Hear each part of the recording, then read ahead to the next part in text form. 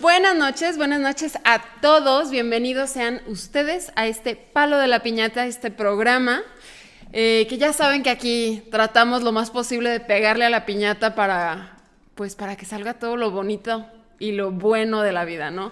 El programa de hoy, por desgracia, de hecho podrán ver que hay bastante luz y es porque es grabado. El día de hoy no pudimos coincidir con el estudio, mi casa.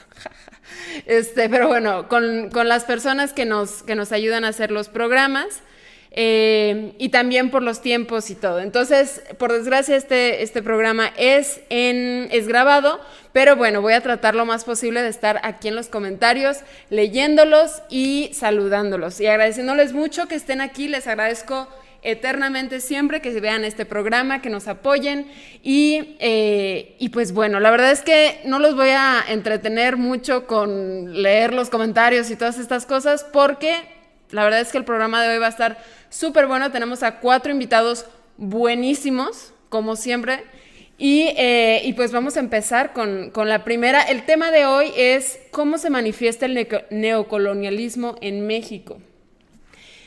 Y pues de entrada, si usted no sabe qué es el neocolonialismo, ahorita vamos a ver un poco y a tratar de entender cómo se manifiesta, cómo es, cuáles son las características que podemos ver dentro de México y de Latinoamérica, ¿sale? Les voy a leer la primera invitada. Ella es Jennifer Rubio, y es mejor conocida como Siguapa en redes sociales. Jennifer es sentipensanta y artista en formación, divulga sobre antirracismo y feminismo a través de las redes sociales y ha trabajado como profesora de música en República Dominicana. Es becaria en la Universidad de Kutztown en Pensilvania, Estados Unidos, donde cursa la licenciatura en interpretación musical. Ha compartido panel con otros activistas antirracistas y anticoloniales en conversaciones de Caja Negra, la colectiva A Frontera, Inspira Cambio, la Universidad de Kutztown, entre otros. Ha sido publicada en medios físicos y digitales como las revistas Malvestida y Feminacida. También fue publicada junto a otros poetas dominicanos en la serie de Cuadernos de Cuadros de Paisaje por la editorial Moño Hecho y actualmente se encuentra trabajando en un segundo poemario. Así que, sin más, le doy la bienvenida a Jennifer. Muchas gracias, Sol. Para mí es un placer estar aquí. Muchas gracias por la invitación. Y bueno, ya creo que dijiste todo, no creo que tenga mucho más que decir. No, qué gusto. Al revés, para mí es un placer poder compartir contigo y que nos cuentes acerca porque además creo que es un tema que lo puse un poco ahí como en redes sociales a ver qué opinaba la gente y qué creían, y es un tema bastante polémico Sí. en muchos sentidos. Entonces, bueno, empecemos. ¿Tú consideras, Jennifer, que Latinoamérica sigue siendo una región colonizada? Bueno, yo creo que Latinoamérica en sí está sujeta a la colonialidad, no en sí no al colonialismo en sí, sino a la colonialidad, que es una especie de, bueno, de creación, de razonamiento, ¿no? Que, bueno, nace del colonialismo. Es impensable dividir la colonialidad del colonialismo porque justamente surge durante la época colonial. Pero es toda ese hilo de razonamiento, toda esa filosofía, toda esa teoría política que nace en la época colonial, que surgen en el Caribe, justamente en la isla de Bohío, Babeque o Haití, así le llamaban, y se extendió hasta todo el continente americano. Y bueno, lo que tenemos hoy sería más o menos como un sistema neocolonial, muy imperialista, en que hay potencias que ejercen su poder colonial a los países más desfavorecidos, más empobrecidos, entre ellos obviamente Latinoamérica, y bueno, se aprovechan de eso para ejercer el poder. Claro. ¿Cuál es la diferencia entre neocolonialismo e imperialismo? Bueno, es que el imperialismo es directamente cuando una potencia o un país con gran poder básicamente lo mismo. Pero cuando un país con mucho poder, digamos Estados Unidos, ejerce su poder militar para invadir o tener poder sobre un país. Mm, Por ejemplo, cuando, voy a poner de ejemplo mi país, yo soy de República Dominicana, nosotros tuvimos dos invasiones eh, estadounidenses y ese es un ejemplo de imperialismo, ¿no? Obviamente se extiende a valores morales y razonamiento. La cultura es imperialista, pero ya el colonialismo va más allá de algo económico, sino es un sometimiento, ¿no? ya, Naturalmente sí están conectadas, porque el imperialismo es como el hijo grande, el hijo mayor del colonialismo. ya, No se podría tener imperialismo sin colonialismo. Los imperios surgen porque existe un pensamiento colonial. ya.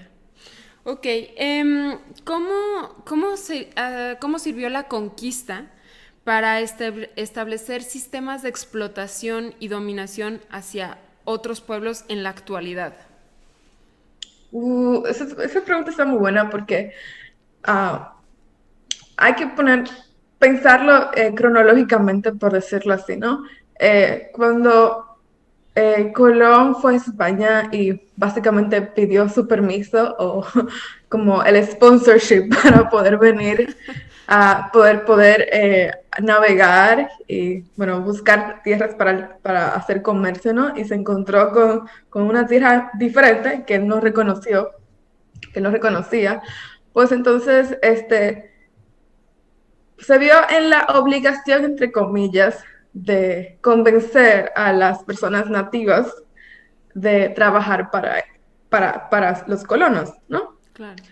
Entonces, este, bueno, eso resultó en una relación de explotación, porque no les iban a pagar trabajo y esas personas no estaban acostumbradas a ese tipo, las personas nativas no estaban acostumbradas a ese tipo de trabajo pesado, a ese tipo de vida. Eso llevó a que, por ejemplo, en el Caribe la población indígena se decimara, también que se hiciera trata con fines de explotación sexual para las mujeres indígenas, o sea, que las llevaban a Europa para explotarlas sexualmente. Ujú.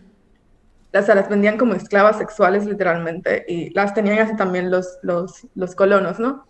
Entonces, eso se extendió a toda América, naturalmente, porque fue un sistema que se fue, porque veían resultados económicos, claro, porque le sacaban el oro, lo llevaban a Europa y bueno, todo tenía sus resultados económicos más o menos positivos y bueno, lo implementaron en el resto de América.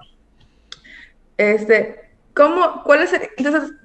¿qué resultados tiene eso en el día de hoy? ¿Cómo se extiende eso en el día de hoy? Bueno, es el mismo sistema implementado de manera diferente y tener en cuenta también de que el hecho de que esas poblaciones decimadas, explotadas, tierras explotadas, el extractivismo, todavía sigue vigente porque aparte de que son modelos aprendidos, esas tierras que tú le sacas el oro a una tierra, no es como que va a crecer el oro otra vez.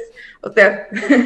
el oro ya no está ahí, ¿no? Entonces, esas poblaciones que alguna vez fueron muy ricas, ahora son muy pobres, porque el sistema que fue implementado, el sistema imperialista, colonialista, bueno, los empobreció. Eso pasa, por ejemplo, en todos los países, en la mayoría, en todos los países de Latinoamérica.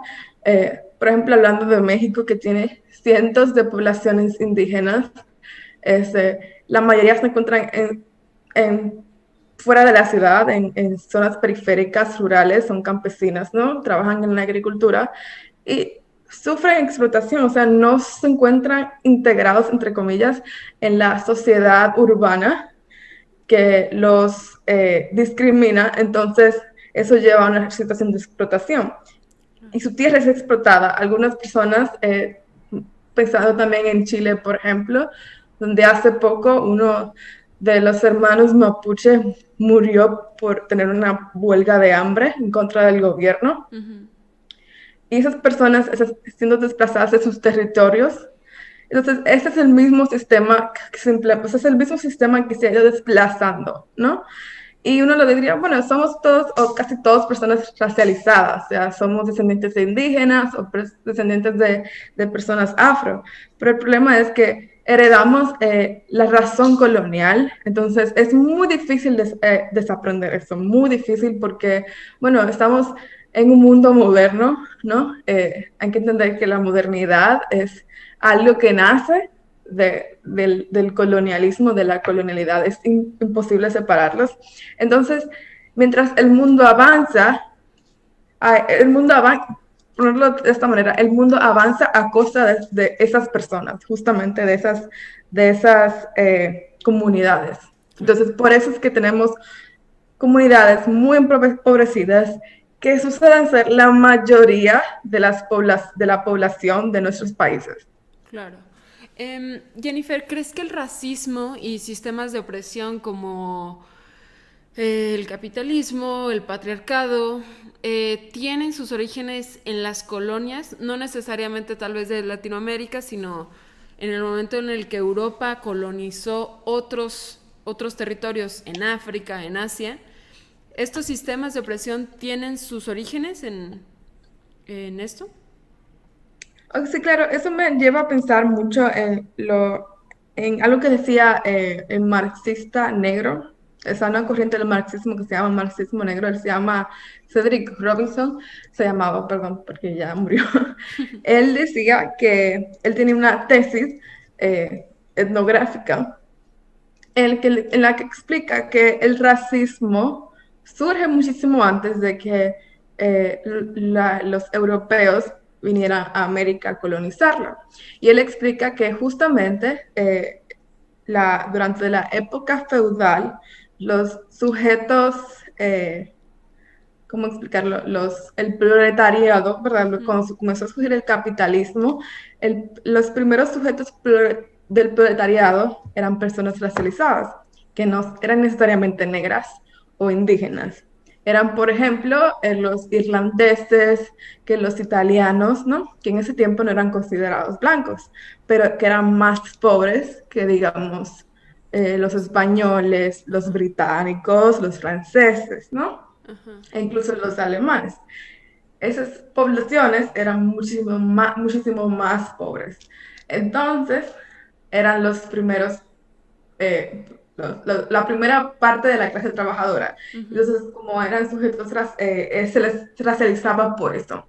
Entonces, esa misma lógica se trasladó a las personas que fueron a colonizar o a hacer extractivismo a otros continentes, comenzando por África, y necesitaban justificar que iban a explotar a esas personas negras, ¿no? Entonces, ¿qué mejor manera de justificarlo que diciendo, bueno, ellos no son humanos porque son negros?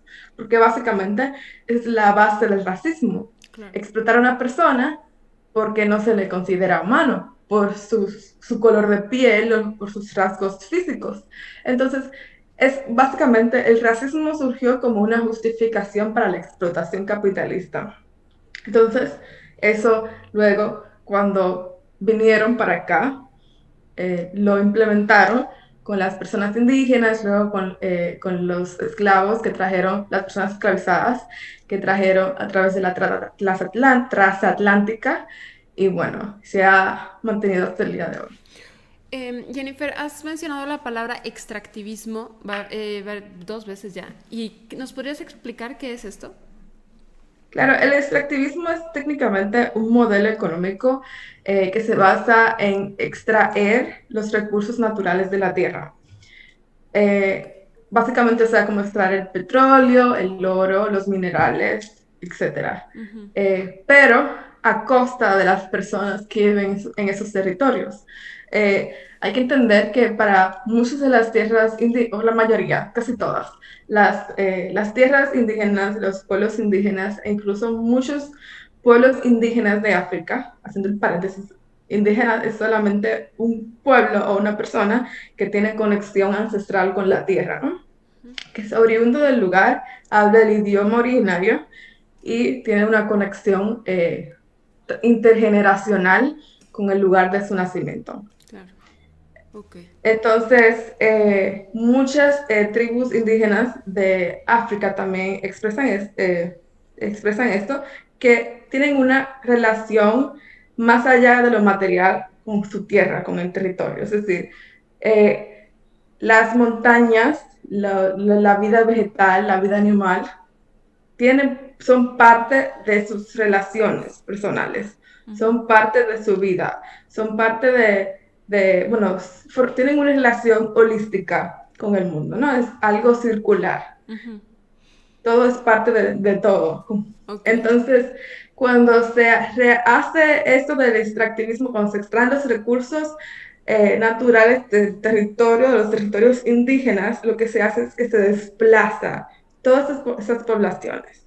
Por eso ves que hay muchas personas mestizas, por ejemplo, que sencillamente que muchas personas indígenas se vieron se vieron desplazadas de su tierra. Y bueno, eso lleva a que tú veas muchas personas indígenas incluso en la ciudad, o que veas muchas personas mestizas ignorando todo el proceso del mestizaje, que ya es otra cosa, ¿no? Sí. Pero todo eso también tiene que ver con el desplazamiento que viene del extractivismo. Ya. ¿Crees que la explotación de los recursos humanos comenzó, o sea, tal cual explotarlos como ahora, digo que ahora tenemos consecuencias casi irreparables de esta explotación de los recursos naturales? ¿Crees que esto comenzó con las colonias y con la conquista y con el hecho de ir a otros países a saquear? Yo creo que sí. Entendiendo en primer lugar que los colonos, los europeos, la nación europea en sí no entiende la tierra como algo fuera de la mercancía. O sea, la tierra es una mercancía, o sea, se puede vender y comprar, ¿no? Entonces, asimismo, ellos vinieron a implementar sus valores y eso lleva a que se explote la tierra. Ellos como se crean superiores a la tierra y las personas que las habitaban aquí, entonces, bueno, la iban a explotar. Claro. Entonces, sí, o sea, creo que sí. Ok. Y ¿crees que, digo, porque ahorita dijiste que vinieron a traer como sus valores, ¿crees que nuestra sociedad latinoamericana, digo, y hablo, obviamente yo sé que al hablar de Latinoamérica, pues es algo enorme, pero crees, sí, sí, sí, pero poniéndolo, tratando de ponerlo todo junto, ¿crees que nos basamos mucho en un eurocentrismo eh, o nos o tratamos de ser como más estadounidenses? Sí, totalmente. Es, y eso es parte de la cultura imperialista, de la colonialidad del saber.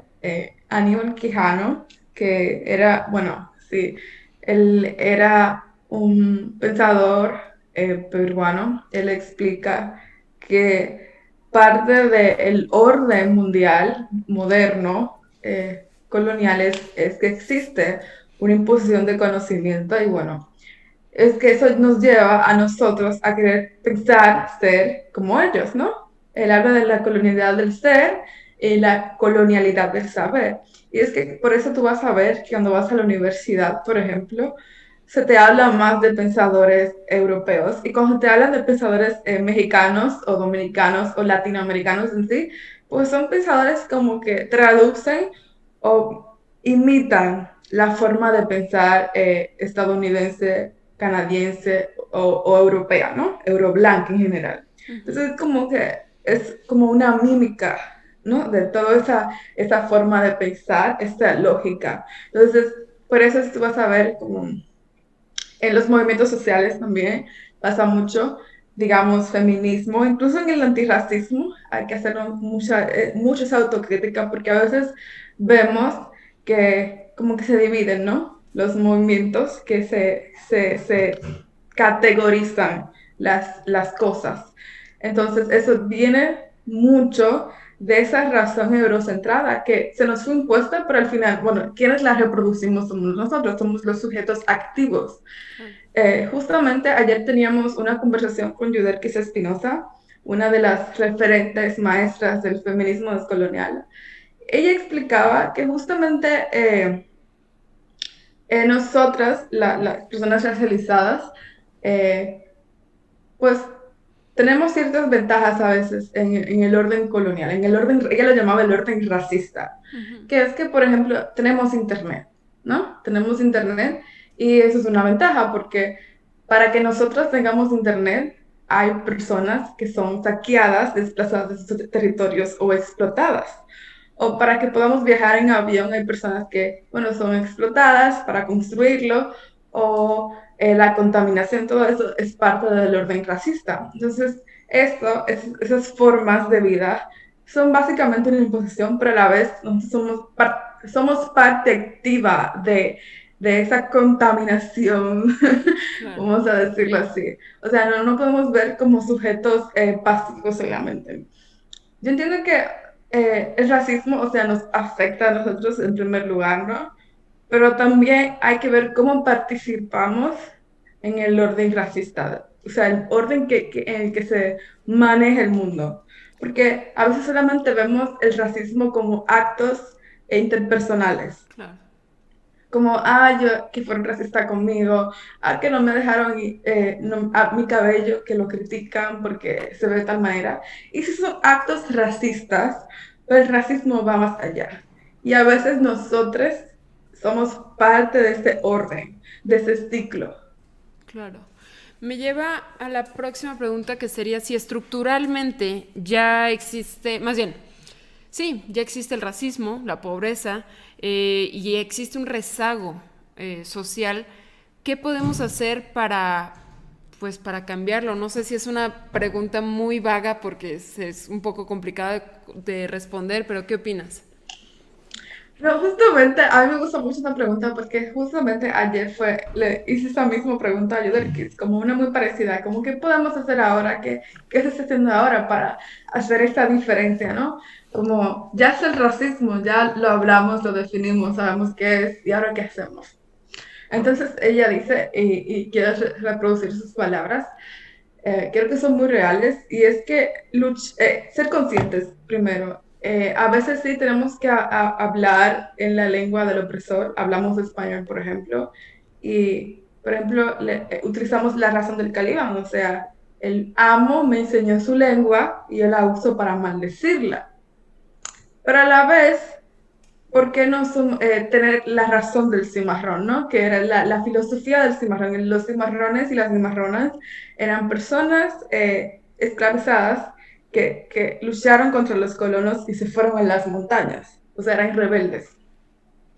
Entonces, eh, ¿por qué no implementar esas dos lógicas? O sea, utilizar, a veces, como decía Audre no podemos derrumbar el sistema o derrumbar la casa del amo con sus propias herramientas, porque Claro. obviamente sus herramientas no la van a destruir, la van a construir, ¿no? Entonces, como tener esa conciencia de que incluso cuando estamos en el sistema hay cosas que podemos hacer para cuestionarlo e ir derrumbándolo y entender que todo, o sea, no es algo que se va a lograr de manera individual, no se hace con acciones individuales, sino algo colectivo. Con esto quiero decir que así como vemos que las personas de las comunidades indígenas luchan arduamente para mantener su filosofía, su intelectualidad, incluso sus formas de cultura, sus formas de relacionarse y defender sus tierras, que es algo real, no es algo físico, no es algo místico, como que vamos a defender la vida indígena, como si fueran unos dioses mitológicos, no es algo real, es algo presente que está sucediendo ahora. Ujú. Si queremos luchar contra el racismo, tenemos que ser parte activa de esto. O sea, no nos vale mucho decir, no, mira, este es el racismo, se hace de esta manera, cómo ser antirracista y hacer una lista de, estoy antirracista si hago esto y esto, como un checklist. Claro. Sí, cuando vienen las personas, vemos que tienen esta lucha interna en los pueblos indígenas, en las comunidades afro, no ponemos el cuerpo. O sea, lo primero es saber que no es una lucha solamente intelectual, ¿no?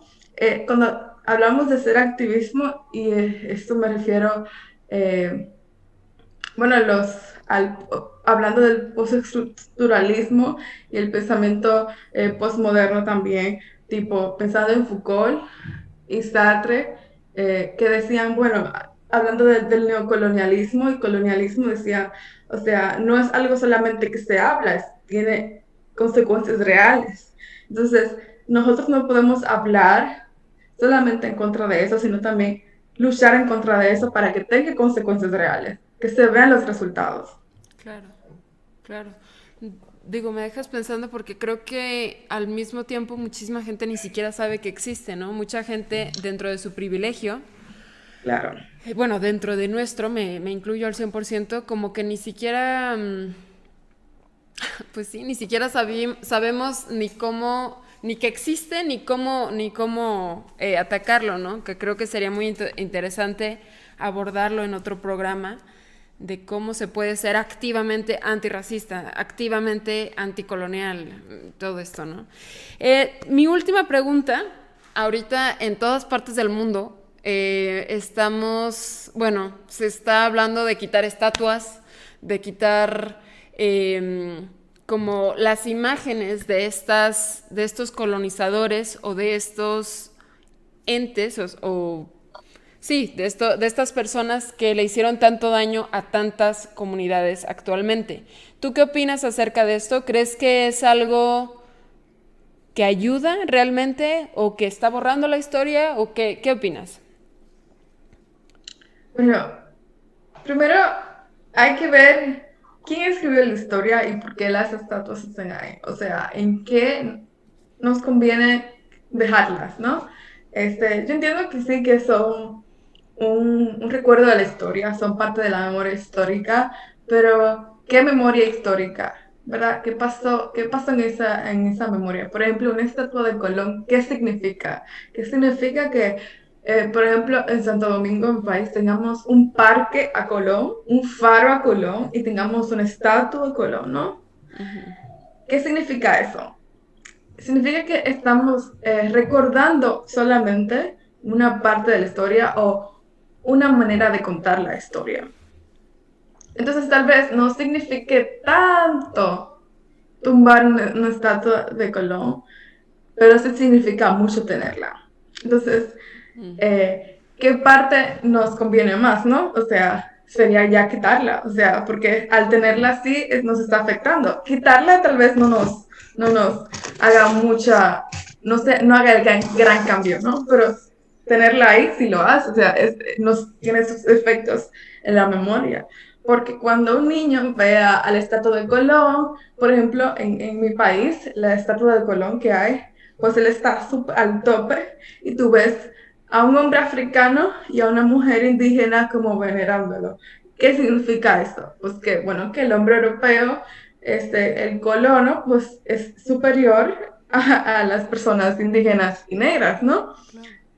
O sea, y eso se queda en el subconsciente y eso es parte de nuestra memoria colectiva, del imaginario colectivo. Entonces, nos conviene, te respondo como con esa pregunta, como, ¿qué nos conviene más? ¿Quitarlas o dejarlas? Pues yo me respondo y digo, bueno, yo creo que quitarlas tal vez no haga la gran diferencia, pero nos conviene más que dejarla porque eso sí hace el daño, ¿no? Claro. Yo lo veo así. Y también que, o sea, a veces dicen como que ya pasó, ya eso pasó, ahora vamos a dejar eso ahí porque hay que recordarlo, no sé qué. Entonces, como, o sea, ya pasó que nos colonizaron, pero no pasó que existieron los colonos. Entonces, como, ¿qué parte de ya pasó? Ya pasó. ¿Qué es lo que ya pasó realmente? Claro. Entonces, exactamente cuál parte pasó realmente, porque cuál hay que superar. Porque si hay que superar que nos colonizaron, pues, ¿en qué te afecta que tumbemos una estatua? Entonces, ¿por qué molesta tanto que se tumben esos símbolos coloniales?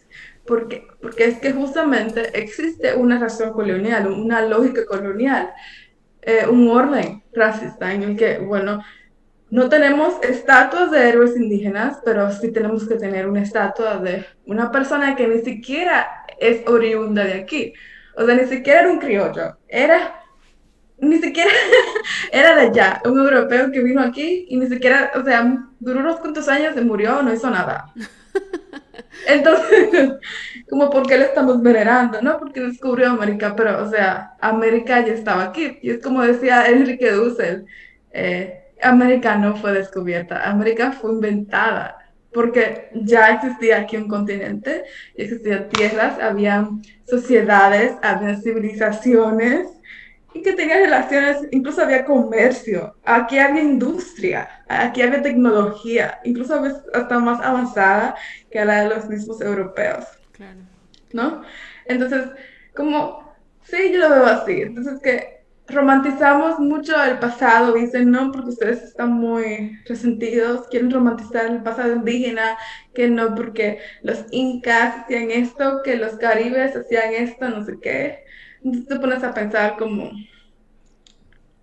o sea, ¿por qué conviene más romantizar la parte de esa parte de la historia que te gusta, ¿no? Que es justamente la historia contada por los europeos, pero cuando nosotros queremos contar el lado de nuestra historia estamos como romantizándolo, somos unos resentidos. Claro. Yo lo veo así, es como muy contradictorio, ¿no? Porque si vamos a usar la lógica colonial, la lógica europea, pues vamos a usarla bien, ¿no? Que aplique para los dos lados, claro. Exactamente. Ya. Me parece perfecto, Jennifer. Jennifer, te agradezco muchísimo, muchísimo por tu tiempo. Espero que en otra ocasión podamos volver a coincidir y volver a platicar todos estos temas que la verdad es que también, ay, siento que no son suficientes los programas para, para Ay, hablar de ya. todo esto y que la gente podamos, la gente que no estamos tan metidos en todo esto, podamos irnos empapando, ir entendiendo y pues como tú dices, empezar a ser activos en todo esto del antirracismo y lo decolonial. Te agradezco muchísimo, Jennifer. Gracias a ti, Sol, y bueno, un placer. Igualmente, muchas gracias. Hasta luego. Hasta luego. Vamos a ver si podemos entrar con el siguiente invitado. Roberto Morris, él es maestro en políticas públicas por la London School of Economics and Political Science, licenciado en comunicación por la Universidad Iberoamericana y cuenta con estudios en la Kennedy School of Government de la Universidad de Harvard y en la Escuela Libre de Derecho. Es docente en la Universidad Panamericana y en la Universidad Nacional Autónoma de México. Contribuye con frecuencia en medios de comunicación. Desde hace más de 20 años, Roberto se dedica a la consultoría en comunicación política y actualmente es presidente de Núcleo Comunicación. ¿Qué tal? ¿Cómo están? Muchas gracias por la invitación. No, gracias a ti, Roberto, y gracias por llegar aquí a salvarme, porque la otra invitada no pudo estar a tiempo, pero te agradezco mucho que pudieras estar ahorita con nosotros. Roberto, empezamos con la pregunta básica, que es si tú consideras que seguimos siendo una sociedad colonizada. Bueno, por supuesto. O sea, yo creo que diariamente se viven, digamos, los estragos y los efectos de lo que es una neocolonización, que básicamente es la imposición de un pensamiento de élites sobre una sociedad, ¿no? Ahí el tema es que las personas piensan que si actúan de la moda, de las cuales las élites buscan, va a ser en su interés propio. Básicamente es como un lavado de cerebros, por así decirlo, ¿no? Y se ve día a día en la manera en la cual instruyen a la sociedad que actúen en qué es lo bueno, qué es lo malo, según los criterios neocoloniales del capital, de las élites, de la blanquitud, y los efectos son devastadores en la sociedad, particularmente pues, una polarización social muy fuerte y una pobreza extrema impresionante, ¿no? Claro. En tu artículo hablas de la criminalización del otro. ¿Qué es esto? ¿Qué implica la criminalización de otra persona? La criminalización del otro es cuando nos enseñan a que si eres diferente, está mal. A que si no piensas como si piensan las otras personas, si no compartes los mismos valores, en este caso occidentales, caucásicos, heterosexuales, patriarcales, estás mal, ¿no? Que si te rebelas contra esta manera de pensar, estás mal. Que los pobres son pobres porque es su culpa, que las mujeres no saben su lugar, y que si quieren buscar independencia es porque están atentando a los valores de la familia, por así decirlo, ¿no? Entonces criminalizas el comportamiento que tiene conflicto de intereses con las otras personas. Lo vemos todos los días, por ejemplo, en la marcha feminista de marzo. Luego en redes sociales salió el hashtag así no, ¿no? Y eso es una gerencia social. O sea, está bien, protesta, pero según mis reglas, porque si te sales de mis reglas, ya eres una vándala, eres un criminal, y criminalizamos a las personas que piensan diferente a nosotros. Claro. Maestro, ¿qué papel juega el racismo y el clasismo en este neocolonialismo? Yo diría que son pilares fundamentales, que hasta se confunden, ¿no? Porque van tan ligados en un país como México, donde entre más oscura tu piel, más pobre eres. Digo, hay un estudio que pone el dedo sobre la llaga, que es de Oxfam, que salió el año pasado, que de hecho levantó muchísima crítica, particularmente entre las élites, y aquí no hay manera que no me incluya en ese grupo de blanquitud, que nos incomoda mucho cuando nos señalan. Claro. ¿Por qué? Porque toda nuestra vida nos han enseñado a que somos lo que somos por esfuerzo y por mucho trabajo y porque nos despertamos bien temprano a trabajar, ¿no? Y no es cierto. Hay un racismo estructural que a ciertas personas le dan una ventaja muy importante sobre personas no blancas, y no de clases sociales privilegiadas, ¿no? Y es un factor brutal en el colonialismo porque es la norma, es lo aspiracional. Una manera que se ve esto es cuando personas que no participan en ese grupo, que no son personas socialmente, digamos, ricas o que no son personas blancas, adoptan ese discurso, ¿no? Lo ves porque justifican a la sociedad. No, es que yo vengo desde abajo, pero trabajé durísimo y gracias a eso ya estoy arriba, ¿no? Se vuelven repetidores, internalizan ese discurso, ¿cómo se llama? Y buscan ser aceptados por esa hegemonía del pensamiento a través de esas acciones, en vez de digamos que justifican el racismo y el clasismo estructural en vez de señalarlo, ¿no? Se presta mucho este discurso y se ve cómo estas personas siguen colonizados mentalmente. Decía Steve Biko, un activista sudafricano y filósofo, que la herramienta más poderosa del colonizador es la mente del colonizado. Entonces, mientras las personas siguen pensando de esta manera, pues esa hegemonía de pensamiento va a seguir muy fija en la sociedad. Claro.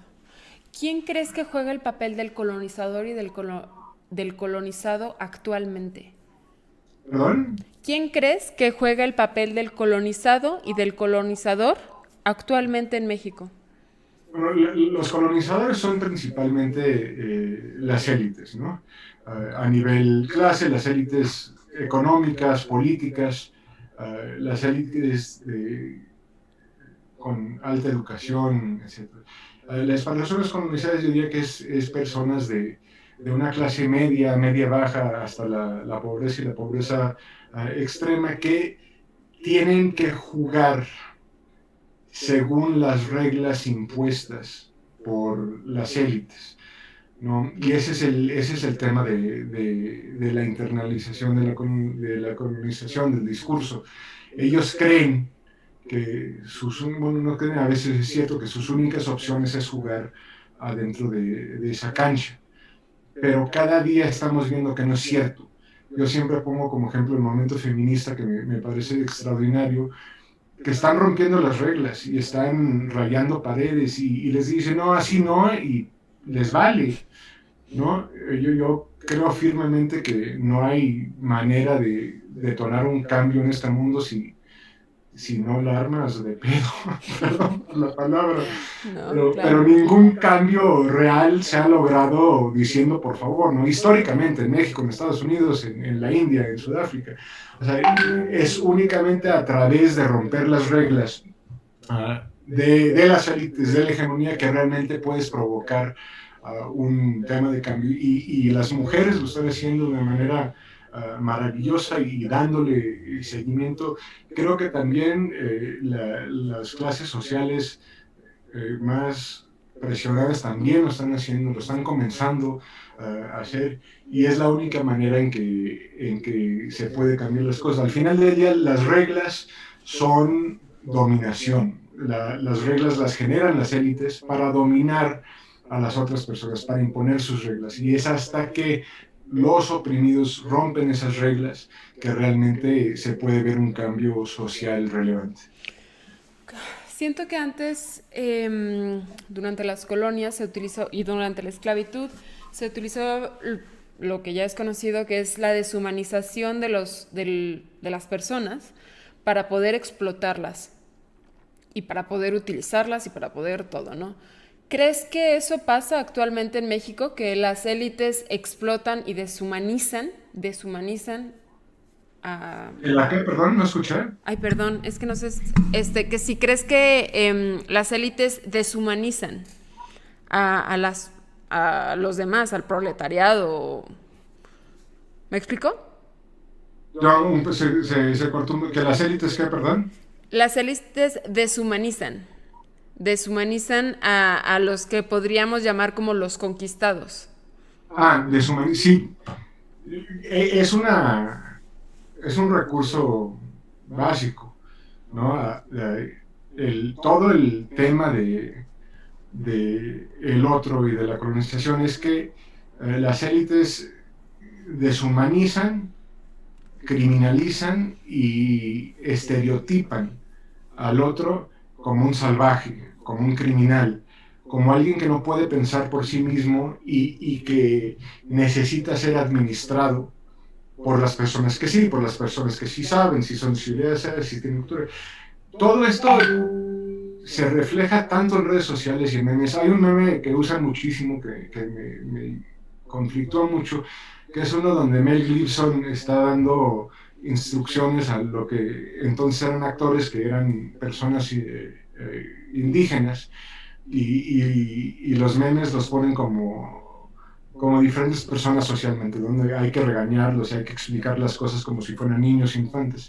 Eso es el estereotipo principal, ¿no? Como nosotros, las élites bien educadas, venimos a administrarlos por su propio bienestar, pero lo que realmente están haciendo es justificando la explotación, la deshumanización y la criminalización de esas personas. Se dan en distintos aspectos. Antes de que esto se volviera tema, era un discurso más paternal, ¿no? Como con las empleadas domésticas. Son parte de mi familia, yo te cuido, yo te protejo, etcétera. Lo que realmente están diciendo es que yo te domino y que tú no tienes derechos laborales sociales. Ya se empieza a notar un movimiento de que no van a tolerar ese tipo de explotación, y ya se vuelve un discurso más violento, más de criminalización, más de tú no contribuyes a la sociedad, yo sí, porque yo pago impuestos, este tipo de cosas, ¿no? Pero no deja de recurrir a la criminalización y a la deshumanización, y a ellos no merecen los mismos derechos que yo, que es un discurso muy violento.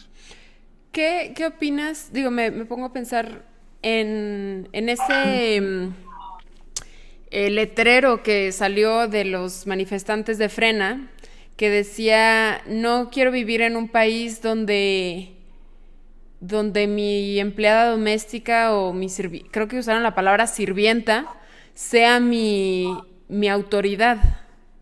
¿Lo viste alguna vez?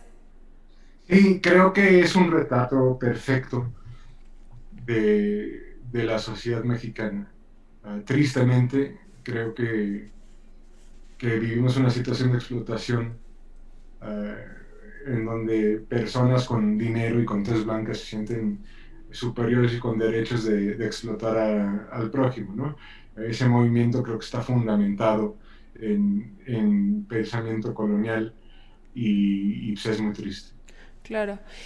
Y por último, bueno, no por último, pero ¿qué opinas acerca de, digo, de hecho hoy se hizo viral el video del director cineasta Michel Franco, que dijo que si le llamaban whitexican estaban siendo extremadamente racistas y que las personas no podían estar exigiendo como que no se hablara, no podían estar exigiendo respeto si ellos decían whitexican. ¿Qué opinas de esto? Oh. Yo creo que whitexican es un término maravilloso, es un término socialmente útil, es un término que visibiliza el racismo, que visibiliza el privilegio, que visibiliza la diferencia en acceso a oportunidades, etcétera, de todas que hay en México, ¿no? O sea, por un lado sí hace referencia al color de piel, pero también, más que color de piel, es una actitud de personas que viven en una burbuja de este país, que no tienen empatía, que piensan que personas indígenas están ahí para decorar su Instagram, son personas que piensan que utilizar términos anglosajones, pues únicamente la gente no inteligente no los entiende, cuando más bien son personas que no han tenido acceso a una educación bilingüe con el inglés. Entonces, señala muy bien una burbuja social. México es un país muy segregado. Es muy difícil que personas con altos niveles de ingresos realmente vean a la pobreza. Y está estructurado así. La movilidad mínima en la Ciudad de México es clasista, es segregada. Entonces, en Santa Fe hay al menos 10 universidades y al menos 3 son públicas y no hay un metro o no hay un sistema de movilidad de transporte público que facilite a los jóvenes llegar a sus universidades. Entonces, eso en sí ya te segrega una gran parte de la población a tener acceso a educación pública o privada, ¿no? ¿Cómo se llama? Entonces, ese término whitexican visibiliza muchísimo eso. Lo curioso es que se sienten ofendidos porque lo señalan. Y ahí se me hace interesante porque un recurso retórico muy utilizado por gente clasista y racista es que los pobres son resentidos sociales, Sí. ¿no? Yo creo que no hay nada más lejos de la realidad. Yo creo que los resentidos son ellos, las personas que se ofenden al ser señalizadas, Claro. porque es un resentimiento de que por fin me están haciendo ver que mi posición social no es porque yo me la gané, sino porque tuve suerte, Claro. ¿no? ¿Cómo se llama? Las personas de menores ingresos, yo creo que más bien están, digo, no por generalidad, creo que pueden estar enojados, fúricos, o sea, hay mucho sentimiento ahí, pero el resentimiento no creo que es uno generalizable, ¿no? Entonces yo creo que el término whitexican sirve mucho para visibilizar, y es algo que se tiene que empezar a hacer. Le tenemos como sociedad que subir el precio social a ser racista y a ser clasista. El mejor ejemplo fue Chumel Torres, ¿no? Claro. Él dijo barbaridades, las redes se prendieron, se visibilizó a tal nivel que HBO le dijo, oye, pues yo no le entro contigo, y lo quitaron del aire, pero es algo que tenemos que hacer cotidianamente. Si tenemos ese amigo, colega en la oficina que hace chistes machistas, decirle, oye, no me cuentes esos chistes cuando yo estoy presente, para ponerlo en una situación incómoda, y que ya lo deje de hacer, porque entre más aceptamos ese tipo de comentarios, más estamos normalizando ambientes machistas, ambientes racistas, ambientes clasistas, ¿no? Y la gente no le gusta ser exhibida, particularmente, bueno, en este caso en específico los whitexicans, pero únicamente a través de exhibir podemos empezar a acotar esos comportamientos socialmente nocivos que normalizan el racismo y el clasismo en nuestro país, ¿no? Claro, claro. ¿Crees que el acceso a la educación y a la cultura han sido utilizados como, digo, para mantener este neocolonialismo? Perdón, no entendí. Que si crees que el acceso a la educación y a la cultura han sido utilizados para mantener este neocolonialismo. Creo que sí, creo que la segregación en cuanto a educación y cultura es un factor crítico. El no, o sea, el sentirse privilegiado porque tienes educación y porque tienes cultura es de las primeras cosas que se utilizan para segregar y para la otredad, ¿no? Eh, Tiene mal gusto, Claro. ¿no? No es una persona fina. Ese tipo de comentarios muy nocivos se fundamentan en personas que tuvieron supuestamente buen gusto y de buena educación y se utilizan en contra de personas que no tuvieron acceso a esas mismas oportunidades. La educación tiene que ser un elemento importantísimo de movilidad social, ¿no? Y no lo está haciendo en México por mil razones diferentes, incluyendo falta de cobertura, calidad, etcétera, ¿no? Claro, claro. Pues, Roberto, te agradezco muchísimo tu tiempo. Entiendo que escribes semanalmente o cada cuánto escribes en Nexos. Yo, cada que me permite el tiempo, Ah, eh, quisiera agregar otro punto. dime. Yo soy blanco y soy hombre Somos dos. y soy heterosexual. Yo soy la imagen viva de, de todo lo que está mal en este país. No sé cómo se llama, y es algo que se tiene que cambiar. Así como tenemos que mejorar las condiciones, hay otro elemento académico que se llama el white savior, el salvador blanco, ¿no? Claro, Que es gente como yo que quiere hablar de estos temas, pero que al final del día eh, no es la prioridad. Estos movimientos como el feminismo sería como tan ridículo como si un güey blanco fuera como el líder de un movimiento feminista, ¿no? Como se llama, se tienen que abrir más espacios para activistas como Yalitza, como Tenoch, que son realmente personas que están haciendo un labor fantástico, eh, para escuchar sus voces, sus necesidades, etc. Yo creo que la gente, en mi posición, para lo que servimos es para visibilizar y para jalarle las orejas a otras personas en estos círculos sociales, ¿no? Pero el cambio real tiene que sentirse desde abajo y tienen que ganarse espacios de representación política en medios de comunicación, en distintos espacios culturales, lúdicos, y ya lo están peleando. Y tenemos que apoyar que se dé eh, más representación y más diversidad en espacios, ¿no? Pero claro, no, pues así tiene que ser. claro. Y si para eso personas tienen que perder privilegios, incluyendo pagar más impuestos, pues que así sea. Claro, claro, de hecho, digo, hace poco alguien me escribió y me dijo de que es que tú quieres ser white savior.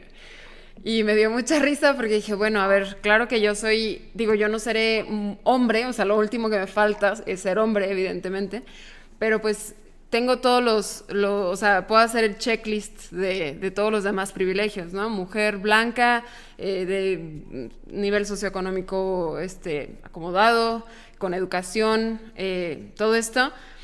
Pero al final de cuentas, yo lo que dije y lo que siempre lo digo también en este programa es que con estos privilegios pues tenemos una responsabilidad.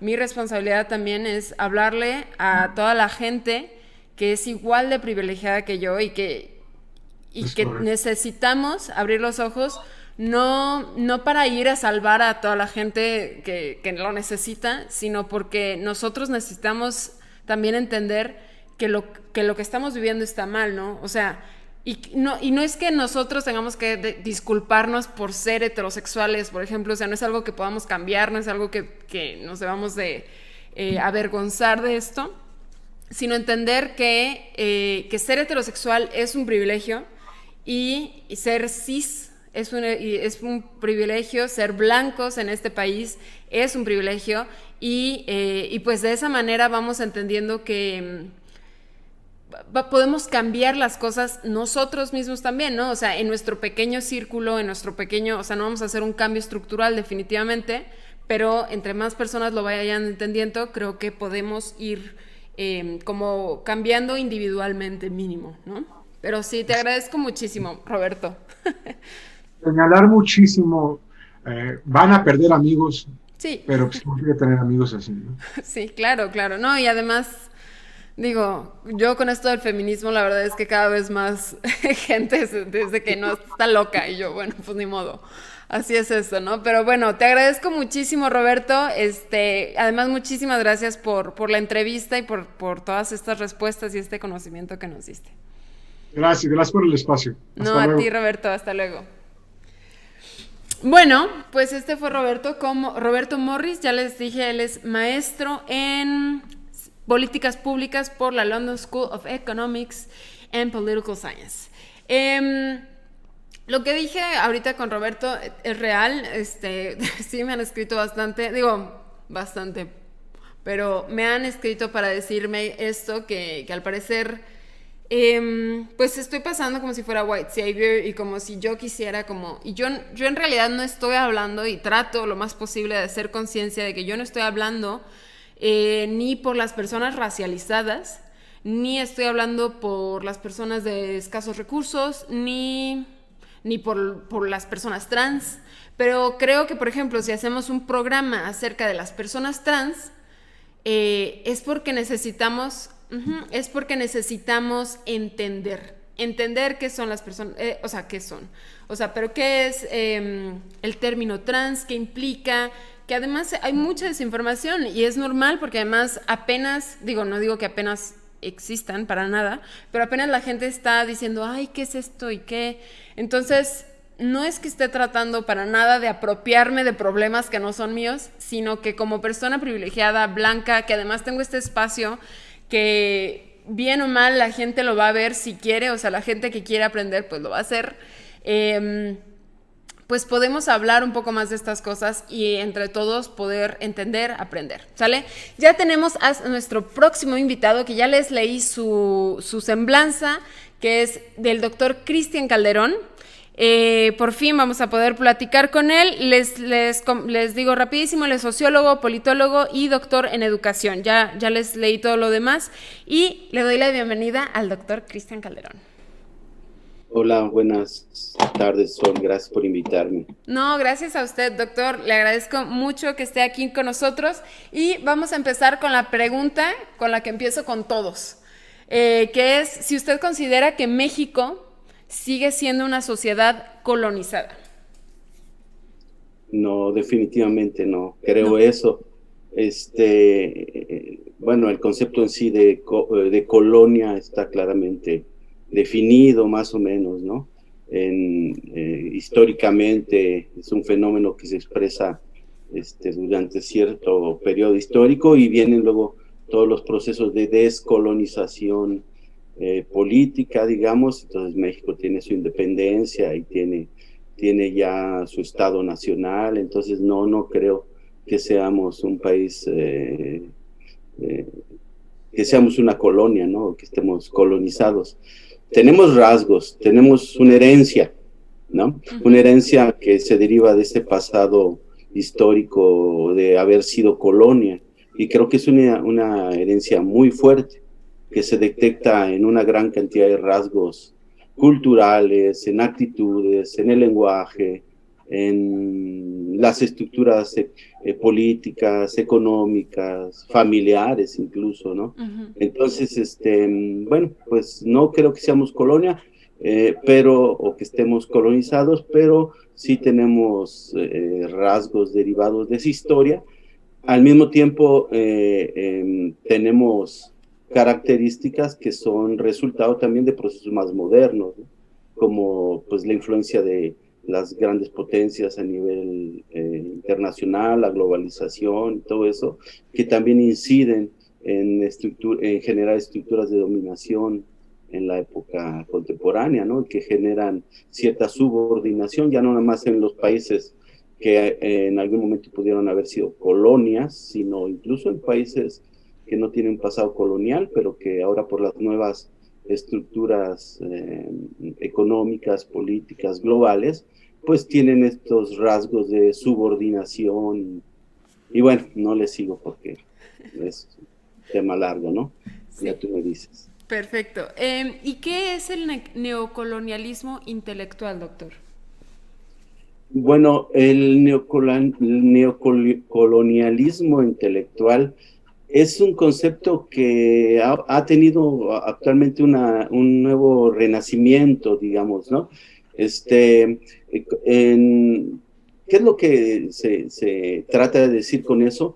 Pues así como existe un colonialismo basado en estructuras políticas, económicas, ¿no? En relaciones de poder objetivas muy claras, ¿no?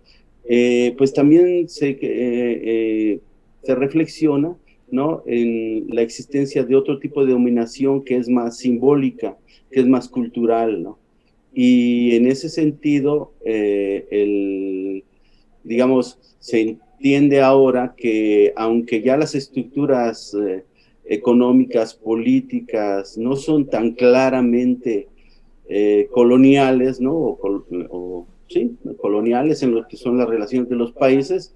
Sin embargo, hay una especie de predominio cultural, simbólico, de parte de los países que antes eran las potencias colonizadoras y que a través de esta fuerza, digamos, de su perspectiva cultural, de sus valores, de sus intereses en el ámbito de lo simbólico, digamos, y en la manera en como nosotros, los países que sufrimos más este tipo de relaciones, digamos, cómo le damos significado a nuestra propia vida, a nuestras propias acciones, a nuestro proyecto de país, a raíz de todas estas interpretaciones que nos vienen impuestas, digamos, ¿no? Por este predominio de las grandes potencias. Entonces, en ese sentido, se suele llamar colonialismo cultural, y cuando hablamos de colonialismo intelectual, pues ya es un poquito más específico, vinculado al tema de las estructuras, digamos, a la manera en cómo, digamos, hablemos concretamente de Latinoamérica, México, ¿no? La manera en cómo se generan, digamos, el conocimiento en el ámbito de las ciencias, ¿no? O la manera en cómo los académicos, los científicos, los intelectuales piensan su propia realidad, y que en buena medida está mediada por categorías que son de procedencia externa, ¿no? Lo que hace es que entonces que generemos cierto tipo de conocimiento que, más que responder a nuestras propias necesidades, a nuestras propias realidades, pues resulta muy conveniente, digamos, a estos países centrales, digamos, ¿no? Claro. ¿Cree que existe clasismo y racismo dentro del conocimiento? Pues, bueno, es que la pregunta es un poquito compleja. No compleja, sino en el concepto del conocimiento así como tal, ¿no? O del Digamos, acceso, la tal vez. generación de conocimiento es una cosa, ¿no? La generación de conocimiento es la manera como se genera el conocimiento. Por ejemplo, las universidades, las estructuras y todo. Ahí definitivamente hay, no diría yo exactamente que racismo, ¿no? Pero sí hay estructuras muy fuertes que predominan a ciertos países, cierto lenguaje, ciertos problemas, ciertas perspectivas, ciertos autores, y hay desigualdades muy fuertes, ¿no? Ahora, y desde luego que hay exclusiones también, ¿no? Hay exclusiones de ciertos países, de ciertos problemas, de ciertas teorías. Eso existe en el ámbito de la academia, en la producción del conocimiento científico. Ahora, si tú me dices, ¿existe racismo en el conocimiento en sí como tal, como conocimiento en sí? Claro que existe racismo, ¿no? Los conocimientos siempre traen una carga moral, ¿no? Siempre. Digamos, si un discurso, por ejemplo, un discurso que es discriminante y que contiene una serie de conocimientos en torno a lo que es la raza, el género, bueno, pues va a tener un contenido racista, ¿no? Claro. Hay de todo, pues, ¿no? Ya en sí como concepto en general, ¿no? El lenguaje encierra todo eso, ¿no? Discriminaciones, pero al mismo tiempo luchas contra la discriminación. Es un concepto muy complejo, ¿no? El concepto de conocimiento. Claro.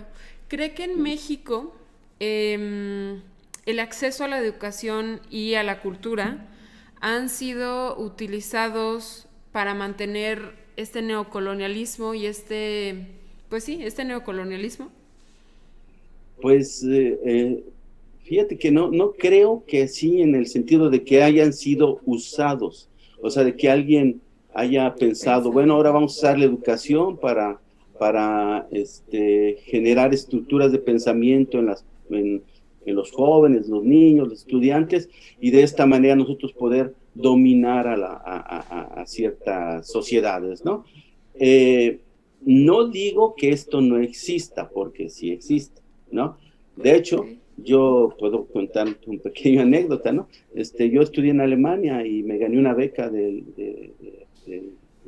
una institución alemana. Y cuando nos dieron una entrevista y hablamos un poco con la gente que promovía esto de las becas, pues ellos decían, nuestro interés es que ustedes como académicos, como futuros doctores, como futuros investigadores, promuevan el conocimiento científico alemán, ¿no? Y de esa manera, pues ellos promueven la educación de gente, como en este caso de México, de otros países, ¿no? Con el objetivo de que predomine su discurso, ¿no? Sus conocimientos, sus intereses. Eso es algo que sucede, ¿no? Bueno, y ya más vinculado a lo que nosotros mismos como sociedad hacemos, yo pienso que en buena medida somos sí responsables de no generar un conocimiento que yo voy a llamar ahorita pertinente, ¿no? ¿Qué significa? Que responda a nuestras necesidades, que responda, digamos, a las necesidades como país, pero también a las necesidades de difusión de este conocimiento de tal manera de que la gente se lo pueda apropiar, ¿no? Que, digamos, ideas tan sencillas como, por ejemplo, las universidades aquí en México tienden a desvincular mucho la docencia de la investigación, ¿no?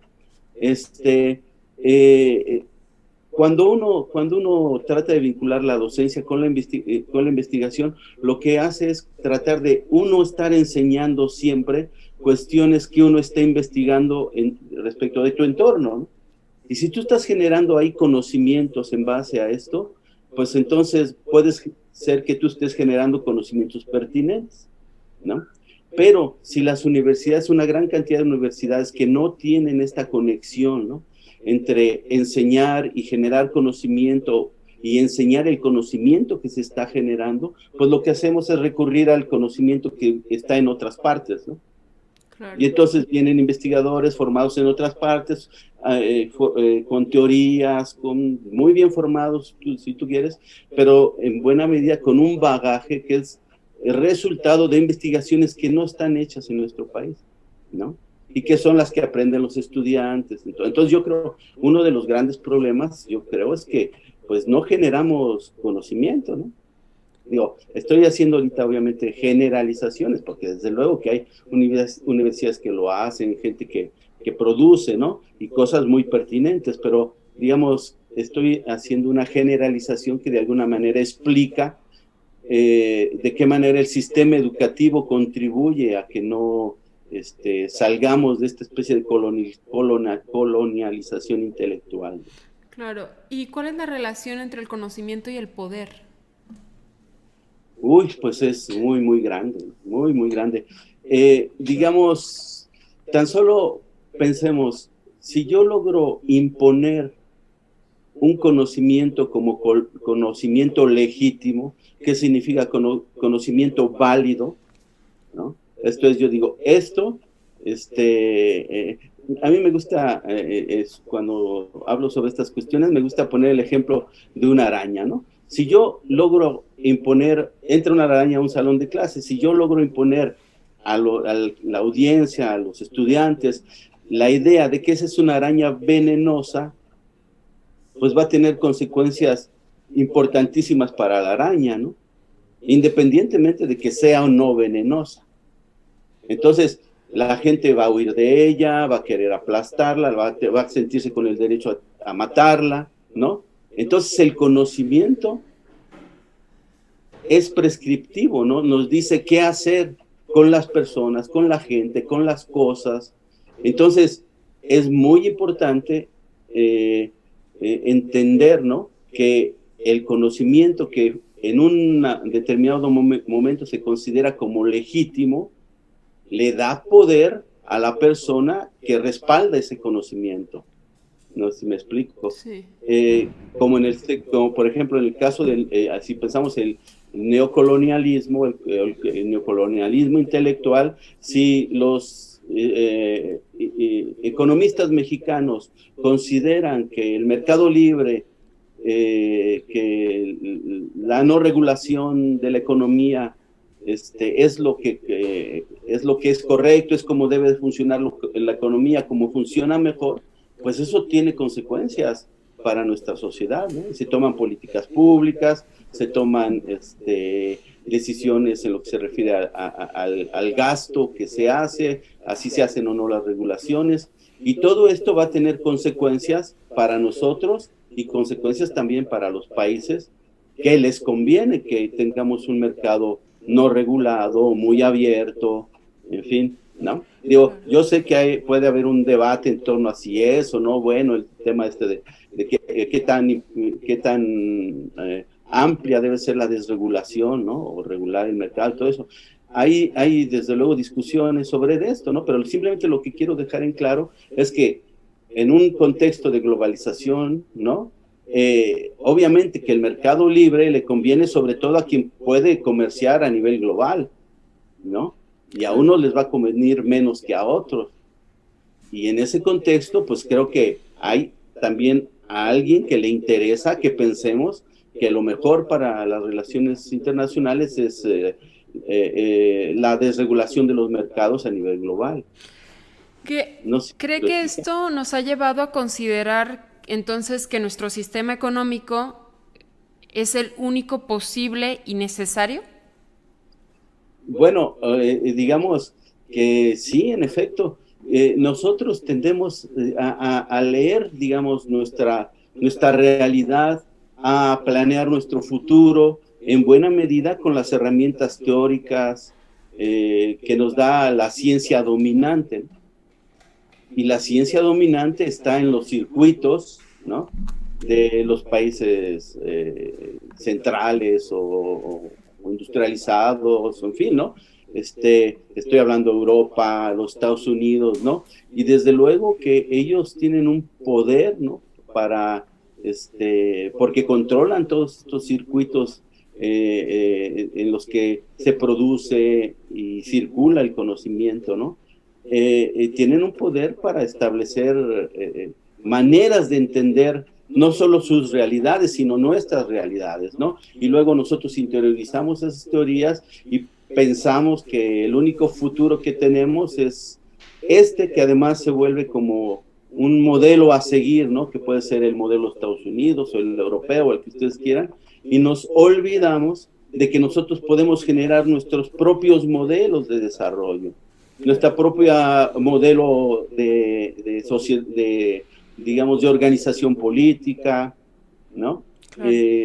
Y siempre estamos midiéndonos en función de todas esas economías, esas estructuras o sistemas políticos que existen en los países más desarrollados, y siempre sentimos como que vamos atrás, ¿no? Atrás, y hacia allá es el camino, y nos olvidamos de que nosotros podemos tener otro camino, y nosotros podemos generar incluso alternativas que pueden ser importantes a nivel mundial, ¿no? Claro. Para otros países también, que tienen una condición más o menos similar a nosotros.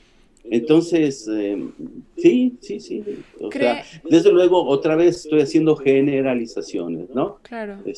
Hay distintos teóricos que generan distintas propuestas también, ¿no? Otros modelos de organización económica. Y por cierto, esto no pasa nada más al interior de nuestras sociedades, ¿no? También, digamos, hay una especie de dominación intelectual, académica, ¿no? Dentro de los mismos países más desarrollados, respecto a otras alternativas que surgen en esos mismos países, ¿no? Claro. Hay también estructuras de dominación y de interpretación de la realidad que se imponen por estas redes, digamos, de dominación en la producción científica, ¿no? Claro. Y aquí estoy hablando, por ejemplo, bueno, no sé si quieres, porque a lo mejor me estoy extendiendo mucho. No se preocupe. No, si quiere terminar la idea. No, lo que quiero decir, por ejemplo, se puede hablar, podemos pensar, por ejemplo, en las revistas científicas, ¿no?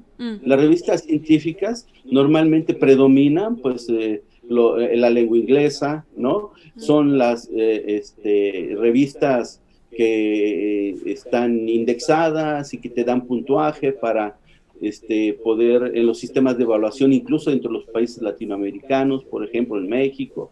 Entonces, si tú quieres tener cierto reconocimiento, tienes que publicar en esas revistas, ¿no? Claro. Y esas revistas te van a evaluar si tú citas a los que ellos consideran que deben de citar, ¿no? No a un tesista que te hizo una tesis muy interesante, pero que pues no está publicada en ninguna revista, pero es un estudiante que hizo un buen trabajo, claro, pero que pues ni tiene acceso a esas redes, digamos, ¿no? De publicación.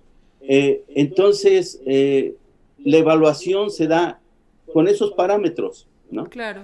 Y esto es un problema, porque entonces obliga al investigador, por ejemplo, a tratar de publicar en inglés, publicar en esas revistas, porque es lo que te valida, claro, incluso al interior de tu propio gobierno, digamos, o tu propia sociedad.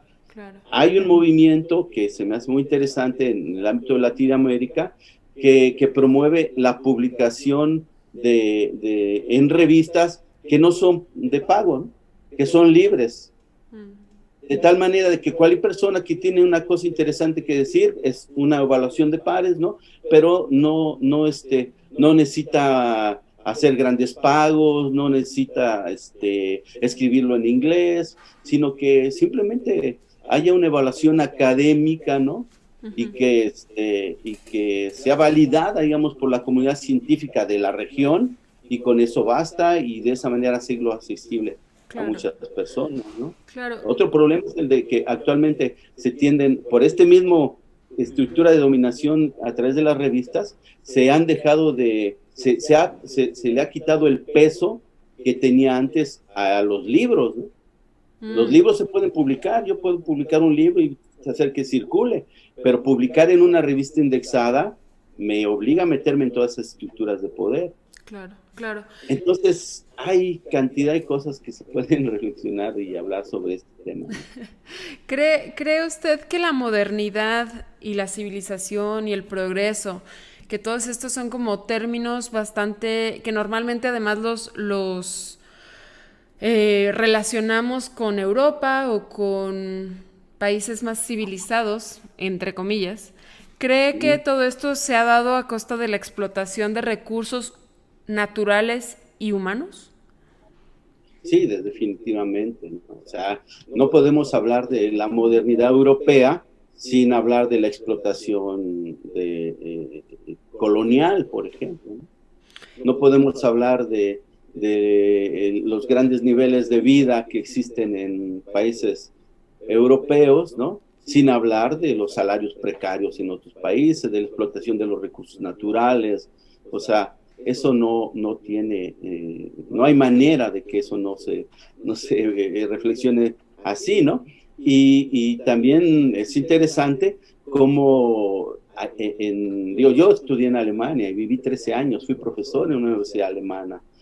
Entonces, sé muy bien que ellos tienden a excluir esa parte que no quieren ver, ¿no? Esa parte, digamos, cuando entienden la modernidad, le entienden con un proceso civilizatorio y como un proceso en pro de los derechos humanos, y todo eso está bien, ¿no? Es real, pero la modernidad ha implicado también otra cosa, ¿no? Y la modernidad incluye esas cosas, ¿no?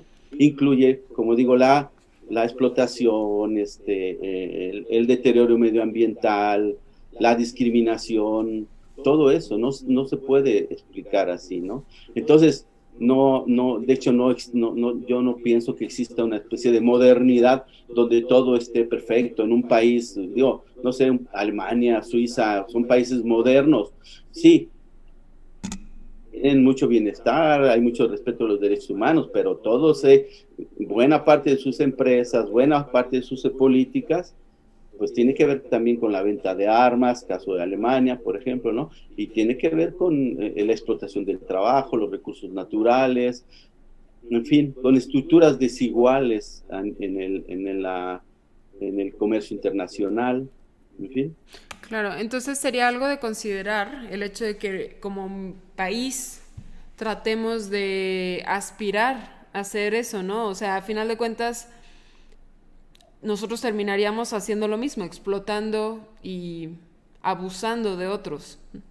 Sí, digamos, si nosotros aspiramos a estar, digo, hay una idea, ¿no? Digo, si todo el mundo quisiera vivir como los alemanes o los neoyorquinos, pues simplemente el planeta no da, y al final, ¿no? Por el puros recursos naturales, y uno diría, y bueno, ¿y quién va a trabajar, no? ¿Quién va a ser explotado? ¿Qué va a generar todos estos recursos? ¿No? Entonces, no es el modelo que debemos de seguir, considero, ¿no? Por eso sí creo que sea muy importante repensar lo que podemos entender por desarrollo, ¿no? ¿Cómo entendemos nosotros la modernidad? ¿Qué es esto de la modernidad? ¿Qué es esto de progreso? Repensarlo en base no a estos modelos que nos vienen vendidos por allá, como que tratemos de ser como ellos, ¿no? Que además nunca vamos a poder ser como ellos, ¿no? Claro. Por las estructuras de dominación que existen, ¿no? Si nosotros tenemos que repensar hacia dónde queremos ir, ¿no? Claro, claro. En base a qué, pero para eso necesitamos otra vez conocimientos, investigaciones en base y generar nuestras propias ideas, nuestras propias teorías, nuestros propios conceptos. Claro. ¿No? Pues muchísimas gracias, doctor. Ay, Dios. Es mi computadora que está sonando. Le agradezco muchísimo por su tiempo, por su conocimiento y por haber compartido con nosotros. Un placer, Sol. Muchas gracias por la invitación. Gracias a usted. Hasta la próxima. Hasta luego. Bueno, esto fue el doctor Cristian Calderón. Me pareció súper interesante tratar de ver también esto acerca del conocimiento. Creo que se da mucho también en redes sociales y en la vida en general el clasismo y el racismo del conocimiento, ¿no? Entonces, me pareció muy interesante. También me pareció muy interesante esta última pregunta, que es si en realidad a lo que tenemos que aspirar es a estos modelos europeos que se basan en la explotación de recursos naturales en otros países y de recursos humanos, que también la tenemos aquí, ¿no? O sea, todos tenemos todos los privilegios de los que gozamos se basan en esa explotación. Tenemos a nuestra siguiente invitada que ya está conectada. Estoy súper emocionada. Ella es Junko Ogata Aguilar. Ella es escritora afro-japonesa y chicana originaria de Veracruz. Está haciendo su tesis de licenciatura en el Colegio de Estudios Latinoamericanos de la UNAM. Escribe ficción, ensayo y crítica de cine y ha sido publicada en la Universidad Veracruzana, Vogue México y el British Council de México. Sus temas de interés son la identidad, racialización y racismo en México. Le doy la bienvenida a Junko. Hola, muchas gracias. Solo para precisar, se pronuncia Junko. Ah, perdóname, Junko. Y bueno, eso, pero muchas gracias por la invitación y estoy muy emocionada de estar acá. No hay de qué, discúlpame, no, qué bueno que me corregiste. ¿De dónde es tu nombre, si no es indiscreción? Es japonés, soy de ascendencia japonesa, por eso también mi apellido paterno es japonés, pero mi familia tiene ya 4 generaciones en México. Ya, qué padre. Bueno, muchísimas gracias. Pues bueno, Junko, empecemos con la pregunta que le he hecho a todos. ¿Tú consideras que seguimos siendo una sociedad colonizada?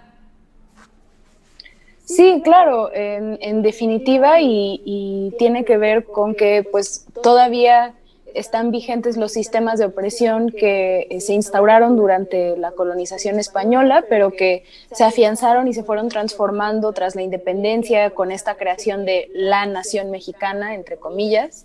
Y bueno, pensando que todavía los parámetros con los que se miden muchas iniciativas desde el Estado, por ejemplo, pero también en la sociedad, la manera en la que se habla de muchos temas, los estándares de belleza que tenemos, a lo que aspiramos, todos estos son parámetros, estándares y medidas que son impuestas por pues ideas de la colonia y que son que plantean a Europa como el punto máximo de desarrollo y a lo que se debe de aspirar. Claro. ¿Qué papel juega el racismo y el clasismo en esta neocolonización en México? Pues el racismo y el clasismo son facetas de la colonización, son parte de lo que permite construir las estructuras de poder que conocemos hoy. Y pues una de las partes que no se habla, que es, digamos, más insidiosa de, por ejemplo, el racismo, es la manera en la que incluso cuando estamos en la infancia, las personas racializadas, vamos viendo a nuestro alrededor todos los mensajes transmitidos a través de los medios de comunicación, lo que nos enseñan en la educación pública, y las interacciones en general en sociedad que nos enseñan que valemos menos, que no somos tan inteligentes, que no somos tan bellos, que no debemos de esforzarnos tanto, nunca vamos a lograr lo que queremos. Y entonces, pues, desde un principio nos están limitando y nos están imponiendo ciertas formas de vivir que impiden que vivamos en bienestar. Claro. Entiendo que tus estudios se han basado en las comunidades japonesas en México, ¿es correcto? Sí, yo, bueno, para mi trabajo de tesis de licenciatura estoy haciendo la historia de vida de 3 hombres japoneses que llegaron al pueblo de donde es mi familia paterna al principio del siglo XX. Uno de ellos es mi bisabuelo. Y bueno, me ha interesado particularmente el tema porque cuando estaba creciendo no sabíamos mucho en mi familia sobre la vida de él, por qué vino a México, pues el hecho que salió a los 18, 19 años de Japón y nunca pudo regresar, pero además las pocas historias que él contó sobre su vida y por qué llegó acá, pues eran bastante extrañas y muy tristes y dolorosas. Y entonces, ya haciendo mi tesis de licenciatura, fue que descubrí o llegué a la conclusión que mi bisabuelo, era parte de un grupo de trabajadores esclavizados llamados coolies, que pues esta forma de trabajo forzado fue el reemplazo de la mano de obra esclavizada de personas de origen africano en América, y que tras las independencias de todos estos países a lo largo del siglo XIX, y la abolición consecuente de la esclavitud africana, pues hubo que reemplazar y encontrar mano de obra barata. Y pues como sabrán, muchos procesos de neocolonialismo durante el siglo XIX ocurrieron en distintas partes de África y Asia, y es por ello que muchas personas de origen chino, japonés, de la India y coreanas llegaron a diferentes partes del continente americano. En el caso de México, por ejemplo,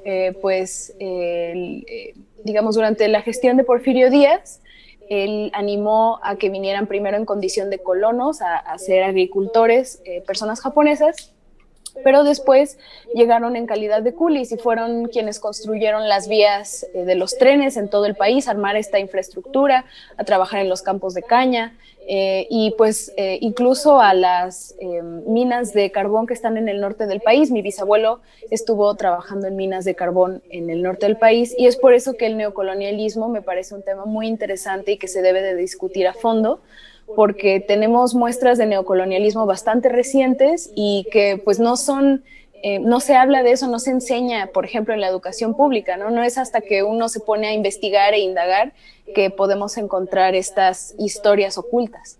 Claro.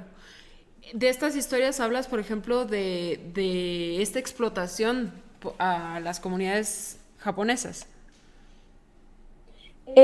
Pues sí, a las personas que estaban trabajando, como decía, esclavizadas. Uh-huh. Y estas formas de violencia hacia las comunidades de origen asiático, pues también se manifiesta, por ejemplo, en contra de las comunidades chinas. Han ocurrido masacres de personas chinas a principios del siglo XX en el norte del país. Y más adelante, durante la Segunda Guerra Mundial, pues las personas de origen japonés, aunque ya fueran ciudadanos y ciudadanas mexicanas, se les obligó a moverse y a estar pues en campos de concentración a lo largo del país, otras en prisión por largos periodos sin explicación alguna. Y pues como decía, es parte de estas violencias no solo sistémicas, pero también simbólicas en la narrativa. Pues yo escribo ficción, es parte de mi quehacer literario, y a mí me pareció muy interesante y también muy triste que, por ejemplo, en el canon literario mexicano ninguna de estas historias sea relatada. Solo conozco una novela sobre lo que ocurrió durante la Segunda Guerra Mundial, pero no fue escrito por una persona de la comunidad japonesa, está vista desde fuera. Entonces, me parece muy importante volver a recuperar o más bien a llamar la atención hacia estas historias que hablan sobre las formas de violencia que han llegado gracias al neocolonialismo. ¿Nos puedes explicar un poco acerca de estos campos de concentración que creo que muchas personas ni siquiera sabemos que existían ni qué concentraban o a quién concentraban ahí? Sí, pues a partir de que Estados Unidos se involucró en la Segunda Guerra Mundial, sus políticas internacionales funcionaron de manera tal que por iniciativa del gobierno estadounidense, 13 países latinoamericanos movilizaron a la población japonesa que estaba en su país, incluso si ya eran ciudadanos de esos países. En algunos casos fueron incluso deportados hacia Estados Unidos o a Japón, pero también pues muchas personas fueron puestas en, como decía, campos de concentración, familias enteras, y digamos que se refiere a este episodio como una cuestión racista porque, por ejemplo, las personas de origen belga o alemán solo fueron encarcelados quienes habían sido investigados y que era probable que tuvieran algún nexo con el gobierno alemán del momento o con el otro bando durante la guerra, y a las personas japonesas pues fue realmente una cuestión pareja, ¿no? A todo mundo, antes de averiguar, reunir a todas las personas, ¿no? Porque se asumía que eran, digamos, tenían una visión muy sesgada de cómo era la persona de origen japonés. Claro. Entonces, por ejemplo, uno de los campos de concentración que existió en México fue en Temixco, Morelos, y existen muchas fotografías que muestran este espacio y las infancias que crecieron en este lugar. No obstante, pues también gran parte de las personas japonesas fueron concentradas en las ciudades principales del país, y tenían que residir ahí o en algunos casos fueron encarcelados. Pero, digo, esto es una pregunta tal vez un poco mensa, pero ¿por qué México accedió a hacer este tipo de cosas contra las comunidades japonesas, por ejemplo? Pues es una cuestión, digamos, bastante compleja que me va a costar explicar en 2 o 5 minutos, pero pues tiene que ver con el gobierno de Ávila Camacho en ese entonces, cuáles eran sus intereses, cuál era la postura diplomática de México, también las presiones que ejercía el gobierno estadounidense y la diplomacia estadounidense hacia los países latinoamericanos. Durante esta época es que está la política de Estados Unidos que se conoce como el buen vecino, que consiste básicamente pues en comienza a haber esta intervención masiva en los gobiernos latinoamericanos a lo largo del continente, una serie de apoyos que dan pie a golpes de Estado. Para esta época, pues Estados Unidos ya había ocupado Haití, ya había ocupado la República Dominicana, ya habían dado apoyo al gobierno de Trujillo en Dominicana, pero digamos es parte de una tendencia del gobierno estadounidense durante el siglo XX, a lo largo del siglo XX, de intervenir en el exterior, pero particularmente en América Latina, porque era, digamos, el patio trasero. Entonces debía de más adelante esto se volvería uno de los espacios más importantes donde se llevaría a cabo pues, la Guerra Fría, pero digamos que en primera instancia lo que ocurrió en la Segunda Guerra Mundial pues permitió establecer una serie de dinámicas a lo largo del continente americano que aún vemos hoy y que también cuentan como neocolonialismo, ¿no? El no respetar la soberanía y la autonomía de los estados y tratar de intervenir en ellos, y también pensando en que en el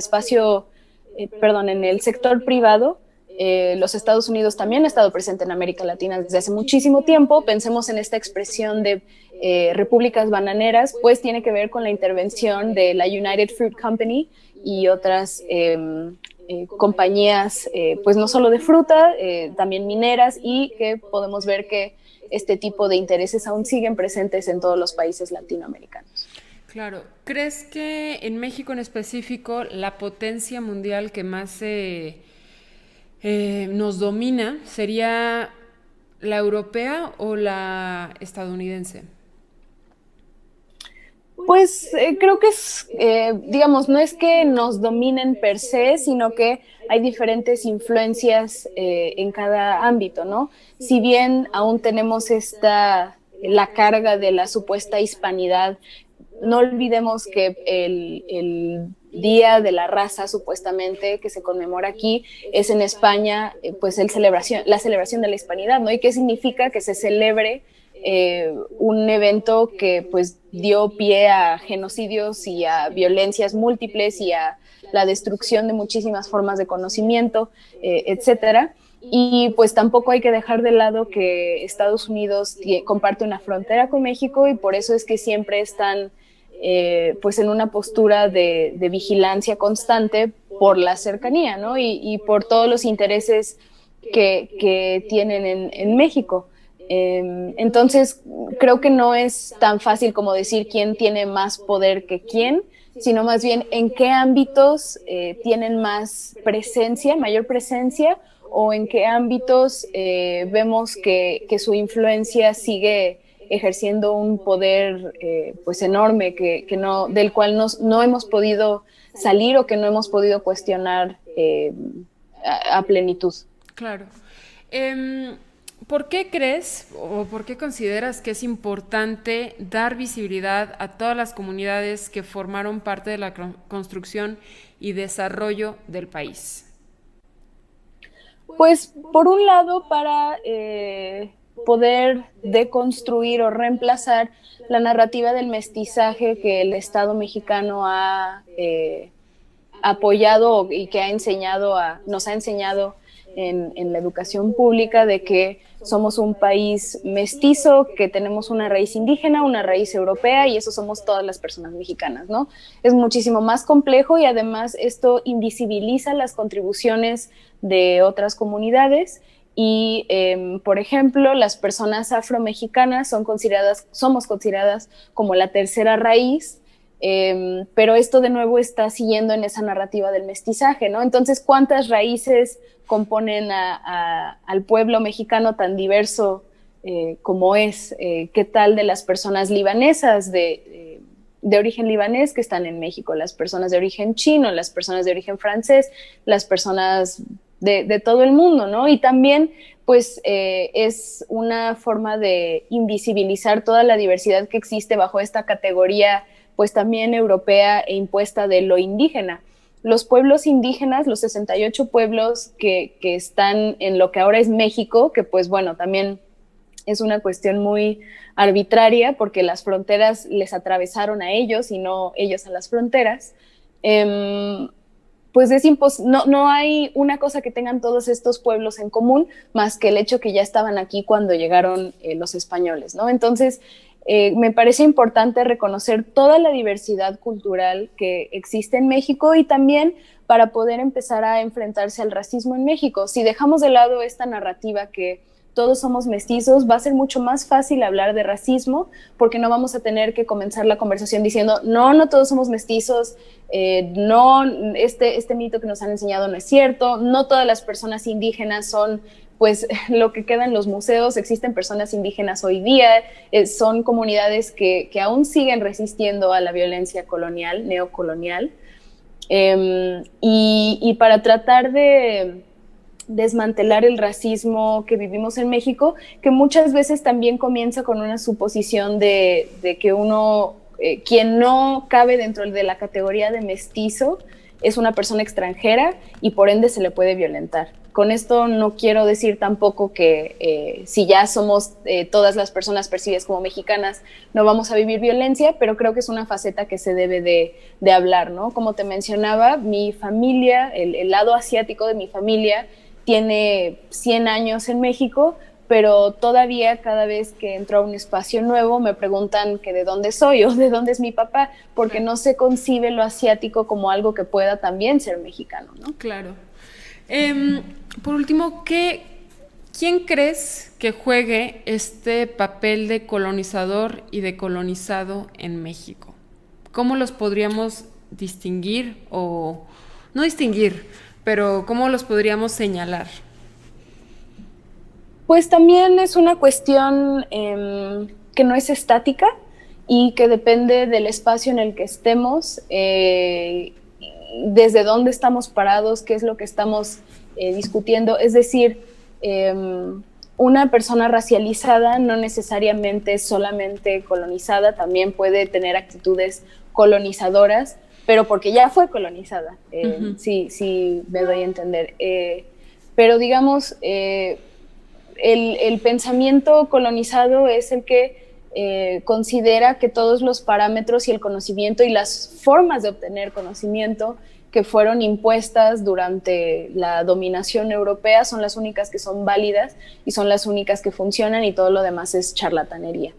Es por ello que creo que es más productivo, más que pensar en colonizadores y colonizados, pensar en cómo, al menos en México, vivimos en un espacio que ha sido colonizado y que desde nuestros espacios hemos vivido diferentes grados de violencia. Por ejemplo, las comunidades indígenas han vivido violencia lingüística, que es algo que quienes no hablamos una lengua indígena, que solo hemos crecido hablando español, por ejemplo, pues no conocemos, pero que es una faceta del neocolonialismo y del colonialismo del Estado mexicano que sigue muy presente.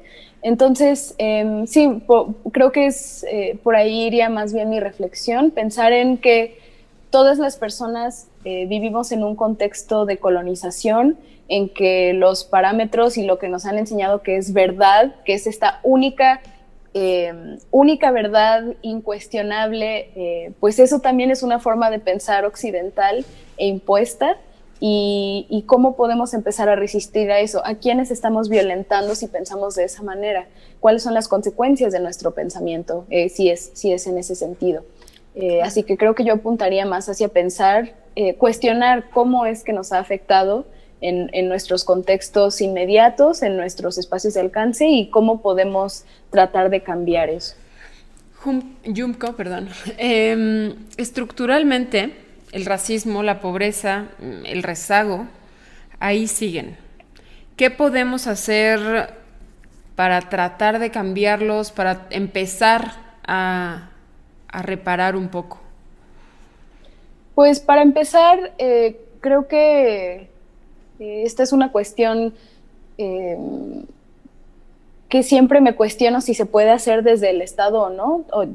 Me importa mucho escuchar a las compañeras indígenas y tener intercambios con ellas, porque sus territorios pues, han estado ahí desde hace miles de años en algunas ocasiones, estas comunidades, y son quienes están pues resistiendo aún a estas imposiciones por parte de ahora el gobierno mexicano. Entonces, una forma en la que se ha violentado a las comunidades es la introducción de formas de agricultura que no son las tradicionales y que no son sostenibles. Las formas de agricultura tradicionales de los pueblos indígenas en general en América son sostenibles, son responsables y no traen esta